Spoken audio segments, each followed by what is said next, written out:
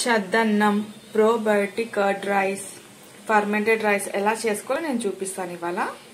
మట్టి కుండ తీసుకోవాలి. సో దాంట్లో ఒక కటోరీ అంతా అన్నం వేసుకోవాలి.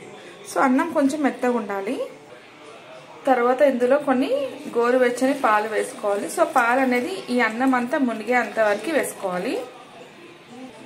సో మంచిగా ఒకసారి మిక్స్ చేసుకోవాలి. తర్వాత ఇందులో కొంచెం పెరుగు తోడేయాలి. తోడేసి ఒకసారి కలుపుకోవాలి.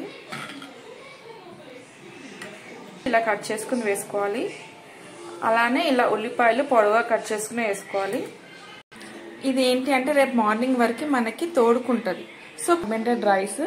సో ఇది నేను మార్నింగ్ అయిన తర్వాత మీకు చూపిస్తాను. సో మూత పెట్టేసి నైట్ అంతా వదిలేద్దాం ఇలానే. సో చూసారా, నెక్స్ట్ డే మార్నింగ్ వరకు ఇలా అవుతుంది, తోడుకుంటుంది. సో ఇప్పుడు దీంట్లో ఈ పచ్చిమిర్చి, ఆనియన్స్ తీసి ఉప్పేసి కలుపుకోవాలి. కొంచెం ఉప్పేసి కలుపుకోవాలి. అయితే ఇది కొంచెం గట్టిగా ఉంది కదా, ఇప్పుడు ఇందులో వాటర్ వేసుకోవాలి కొంచెం. సో ఇలా ఉండాలి. సో మన మజ్జిగన్నం ఎలా ఉంటుంది అలా ఉండాలి. ఇప్పుడు ఇది ఒక దాంట్లో సర్వ్ చేసుకుందాం.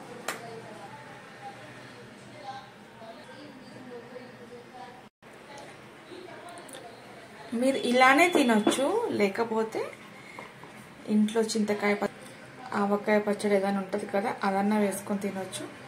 సో ఎండాకాలంలో రోజు తిన్నా చాలా బాగుంటుంది. ఇది ఎదిగే పిల్లలకి రోజు పెట్టినా చాలా బాగుంటుంది. సో మీరు కూడా ఈ రెసిపీ ట్రై చేసి ఎలా ఉందో నాకైతే కామెంట్ చేసేయండి. Thank you for watching my video.